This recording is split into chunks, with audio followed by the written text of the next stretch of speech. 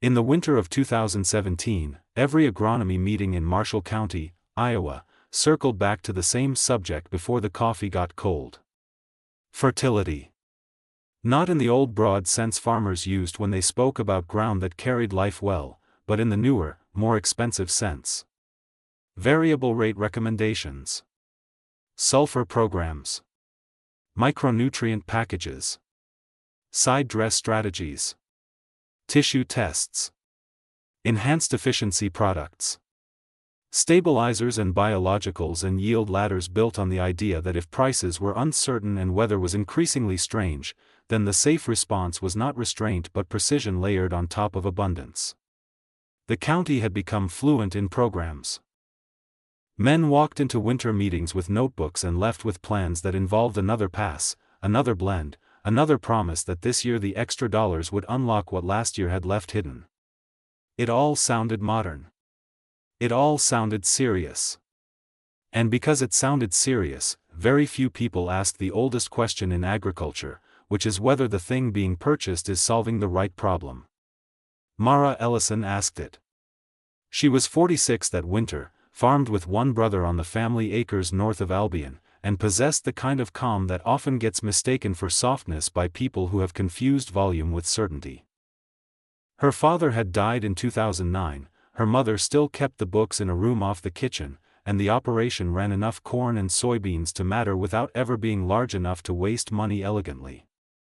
That distinction shaped Mara's whole approach. She did not have the luxury of chasing fashionable input simply because the county was talking that way. She watched cost per acre the way some people watch weather radar. She read research notes. She listened at meetings. She took soil tests seriously. But she had also lived through enough years of thin margins to understand that an expensive wrong answer can still arrive in a branded jug. The field at the heart of this story was called the East 90, though the exact acres were a little less and everyone knew it. It lay along a gravel road east of a drainage ditch and had been one of those irritating farms that make a manager feel judged no matter what she does. The tops were productive enough. The lower runs could be exceptional in a kind year. But the shoulders and certain middle sections had a habit of slumping in June, crusting after hard rains, and burning out emotionally before tassel if July turned hot. Tissue tests on those weaker zones often pointed toward nutrient stress, which is how many expensive decisions begin. Nutrient stress was visible. Nutrient stress printed nicely in color maps. Nutrient stress could be sold against. And so year after year, the county had responded to fields like the East 90 by feeding harder. By 2017 the local instinct was almost automatic. If a field showed inconsistency, the answer was more fertilizer, applied smarter if possible but more all the same. Add sulfur. Tune the nitrogen timing. Maybe add a starter package with a little zinc and something biological with a name too cheerful to trust. The co-op agronomists were not charlatans. Most were competent. But they were also operating in a county culture that had become comfortable treating fertility as the master key because fertility was measurable, invoiceable, and compatible with the larger local identity that serious farmers push hard. Even when soil structure, surface sealing, infiltration, and competition from opportunistic plants were doing more damage than nutrient shortage alone, fertility remained the favored language. Mara had begun suspecting the language was incomplete. That suspicion had grown over 4 seasons of comparing notes not just across yield maps but across weather patterns. In the East 90, the weak zones did not always align with what pure fertility stress should have produced. Sometimes the crop yellowed in patches where tests were not terrible. Sometimes rain seemed to help less than it should. Sometimes the best parts of the field recovered and the weaker parts acted as if they had forgotten how. Walking those acres after June storms, Mara saw thin crusting, shallow rooting, flashes of pigweed and foxtail in places where the crop should have closed faster, and just enough bare space between rows in certain stretches to invite summer trouble. She began to wonder whether the field's problem was not simply that it lacked more purchased nutrition, but that the crop was losing the race for environment in the first month and never fully catching up. At a winter meeting in State Center, a consultant from Central Illinois gave a quick presentation on low-cost companion species and nurse covers in row crop systems. Most of the room treated it like entertainment. Something to fill 10 minutes before lunch. He showed photos, some practical, some clearly taken on a better day than local conditions usually offered, and moved through examples of farmers using tiny amounts of cover species to shade ground early, soften surface crusting, and alter weed pressure between rows before the main crop fully dominated. The room was polite and unconvinced. A man near the back muttered that Iowa was not a hobby farm. Another said if covers were so profitable, seed companies would already be selling them next to corn. Mara wrote 3 lines in her notebook and underlined one of them twice. It was not a grand revelation. It was barely a thought. But sometimes a useful thought arrives cheaply. A week later she asked a small local seed cleaner about leftover bin-run buckwheat and a little crimson clover he could spare from a forage order that had changed. He sold her a mixed lot for $18. Not $18 an acre. $18 total for a test quantity nobody else wanted. It was the kind of purchase a county does not notice because there is nothing impressive about a cheap brown paper receipt. No grower points. No program. No glossy folder. Just seed. When her brother Nolan saw the bags in the shop, he asked what they were for. Mara said, an experiment. He rolled his eyes the way brothers have rolled their eyes at sisters and sisters at brothers since Cain and Abel learned inventory disagreements. Everybody else is talking about sulfur and you bought bird feed. It was $18. That's still a high price if it's stupid. Mara smiled. Then I'll only be stupid for $18. Now, what she planned was not reckless and not random. In the weakest stretches of the East 90, especially where crusting and open spaces between young corn had been recurring issues, she intended to spin on a very light rate of the cheap mixed seed just ahead of a forecast rain once the corn had enough advantage not to be threatened. The goal was not to grow a second cash crop. It was to create brief, low-cost biological cover where the field kept surrendering itself too early. The buckwheat would jump fast, shade and root quickly, and help interrupt the miserable little cycle of exposed ground, crust, weed flush, and moisture loss that had been dogging those zones. The clover component was small and uncertain, almost an afterthought, but if any held, fine.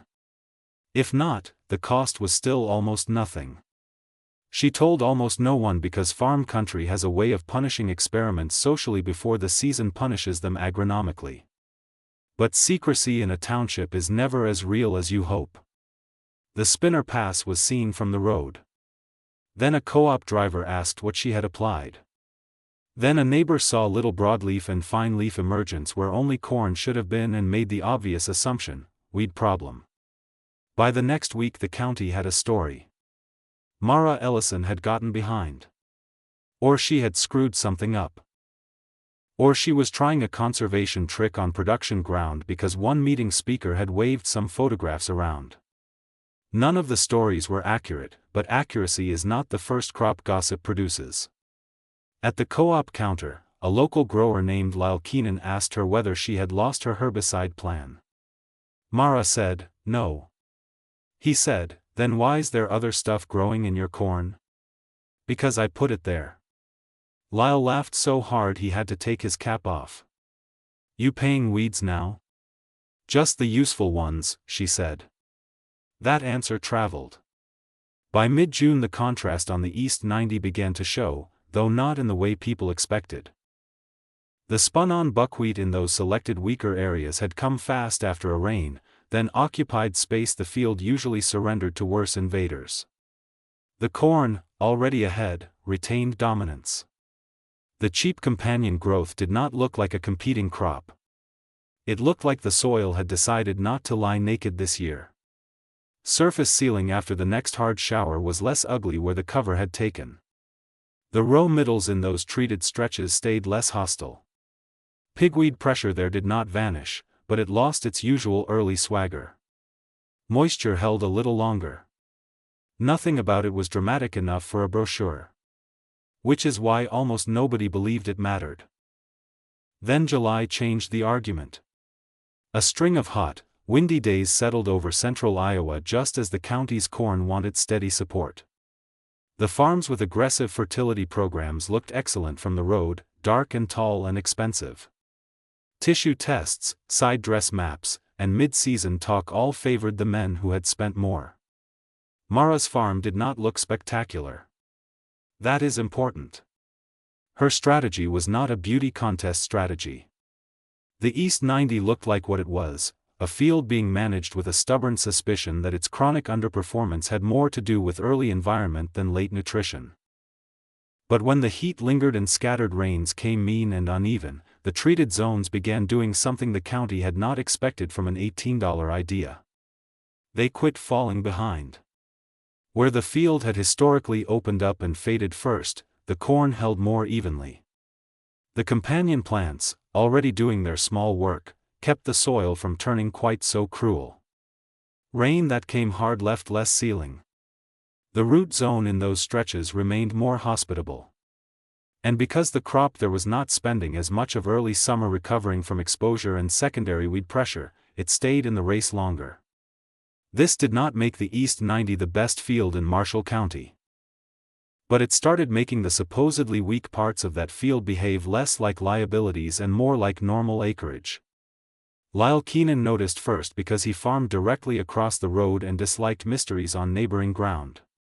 He stood at the fence with his hands on the top wire one evening and stared long enough that Mara finally walked over. "What am I looking at?" he asked. She told him. He frowned. "You're telling me that junk you spun on made this difference?" "I'm telling you the field stopped losing the easy fights." That is a sentence most agronomy sales meetings never speak out loud, and maybe they should. A surprising number of low-yield acres are not losing because they lack one more premium input. They are losing because they surrender too much too early. They lose the moisture race, the canopy race, the weed race, the soil condition race, the recovery race. Once you see that, you stop assuming every pale leaf wants a pricier spoon. By August the county's fertility-heavy fields were beginning to split into the usual categories. The best soils justified the extra spending well enough. Average soils performed respectably. But a number of those inconsistent acres, the kind owned or rented by nearly every operation in Marshall County, did what they always did under stress. They took the extra fertility, turned some of it into vegetation, and still exposed their underlying weakness when weather stopped cooperating. Mara's East 90, especially in the zones where she had broken the crust exposure weed cycle with that cheap seed, kept more of its crop where it belonged. Not everywhere. She was not stupid enough to pretend one small idea repaired all agronomic problems. But enough. At harvest the monitor told the story in numbers plain enough that even a skeptical brother had to stop making jokes. The East 90 outperformed the county's expectations for itself by a margin that mattered. More than that, its historically worst stretches improved enough relative to neighboring comparable acres that the whole field's economics changed. Mara and Nolan ran the maps again to make sure they were not flattering themselves. The treated zones were not miracles. They were simply no longer collapsing into the same old excuses. When the cost was laid beside the return, the ugly little brown paper bag of seed became the cheapest profitable decision on the farm that year. Everyone else had spent more money trying to force higher performance through heavier fertility. Mara had spent $18 trying to stop a field from failing in its usual way. And she beat them. That line sounds cleaner than reality, of course. Agriculture is never a straight scoreboard. Some higher fertility programs on better managed fields did very well. Some men who spent heavily deserved their results. But among the farms and fields people kept comparing that winter, especially on the inconsistent acres everybody argued over at coffee, Mara's low-cost biological fix became the story no one could comfortably laugh at anymore. It had not won because it was fashionable. It had won because it addressed the right weakness at almost no cost.